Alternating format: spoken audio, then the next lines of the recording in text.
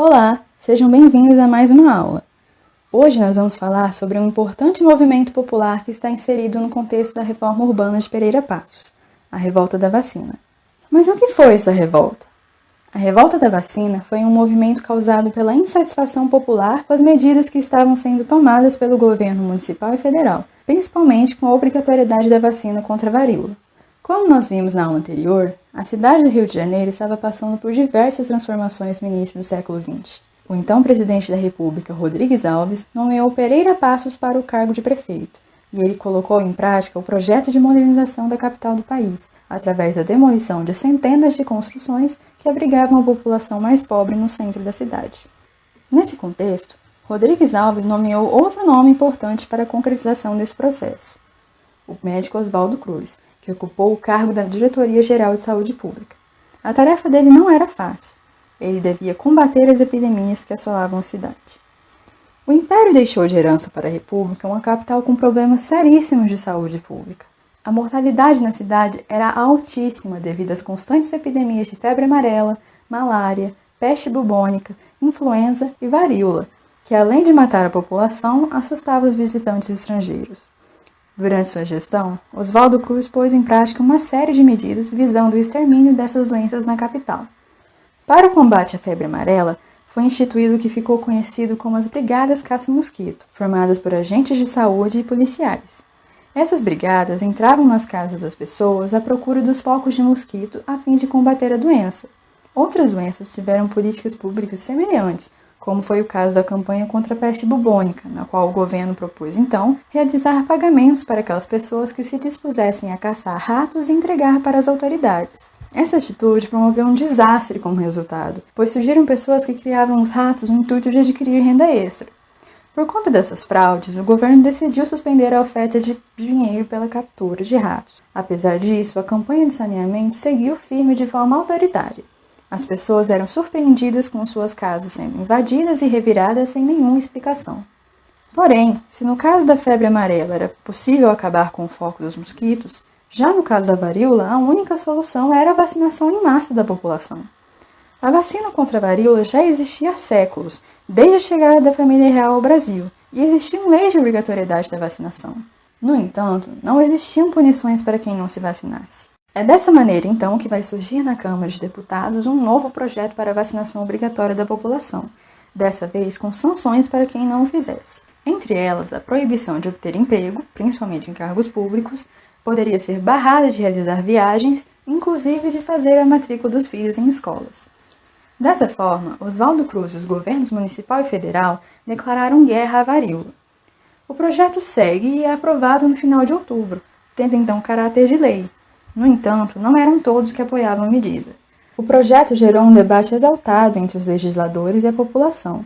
Enquanto quem governava argumentava que a vacina era de extrema importância para a saúde pública, os opositores consideravam que os métodos de aplicação do decreto de vacinação eram muito agressivos e que os soros e, sobretudo, quem aplicava eram pouco confiáveis. No Senado, o maior opositor do projeto foi o tenente-coronel Lauro Sodré, enquanto na Câmara salientou-se o major Barbosa Lima, ambos militares positivistas e florianistas. O projeto também sofreu resistência, principalmente da imprensa. A indignação popular para com os métodos de higienização adotados pelo governo era imensa, principalmente com relação às vistorias, desinfecções e até mesmo das demolições das moradias no centro da cidade. Existia também um certo medo da vacina propriamente dita, e a oposição buscou dar à campanha contra a vacinação um tom moralista, explorando a ideia de invasão do lar e de ofensa à honra do chefe de família ausente, ao se obrigarem suas filhas e mulher a se desnudarem perante estranhos para a aplicação da vacina. Em 9 de novembro de 1904, o jornal A Notícia publicou, com exclusividade e sem autorização das instituições cabíveis, o regulamento na íntegra. A partir daí, o povo saiu enfurecido às ruas e, durante uma semana, enfrentou a polícia, o exército, a marinha e o corpo de bombeiros. Mais do que uma revolta específica contra a vacinação, a revolta da vacina se configurou numa grande revolta da população contra o autoritarismo do governo, que expulsava o povo das suas moradias no centro da cidade e invadia as casas que sobraram para as medidas sanitárias, interferindo no espaço privado e na vida cotidiana do brasileiro. Além disso, veio a obrigatoriedade da vacinação, sem que a população tivesse acesso a informações de alerta e esclarecimentos sobre a vacina, nem sobre formas de higiene e até mesmo sobre as maneiras de se prevenir. Revoltada, a população foi às ruas para demonstrar toda a sua indignação a respeito dessas medidas tomadas pelo governo vigente. Grupos políticos aproveitaram a agitação da população para tentar derrubar o governo do presidente Rodrigues Alves. O senador Lauro Sodré e os deputados Barbosa Lima e Alfredo Varela se opuseram à lei da vacinação obrigatória e inflamaram os revoltosos contra o presidente Rodrigues Alves, tentando até mesmo um golpe de Estado através da formação da Liga contra a Vacinação Obrigatória. Focos de conflito despontaram em vários outros bairros da cidade nas semanas do dia 9 a 16 de novembro de 1904. Foram destruídos muitos lampiões, que faziam a iluminação das ruas do Rio, o que deu à revolta o apelido de quebra-lampiões. Cerca de 20 bondes foram destruídos. A situação era de ruas desertas, sem automóveis e sem bondes, e toda hora surgia notícia de novos confrontos, mortes, feridos e até de delegacias depredadas e alvejadas pelo povo. O governo precisou chamar reforços do exército vindos de outros estados, que foram insuficientes, levando à convocação da Guarda Nacional e, por fim, da Marinha, que bombardeou do mar alguns locais onde se instalavam as pessoas que estavam se revoltando.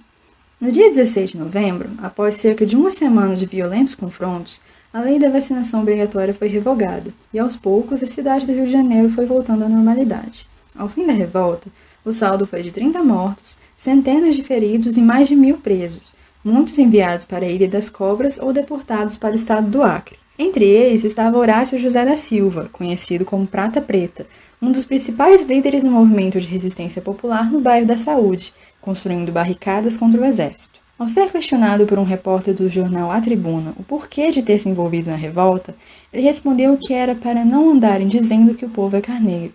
De vez em quando é bom a negrada mostrar que sabe morrer como homem.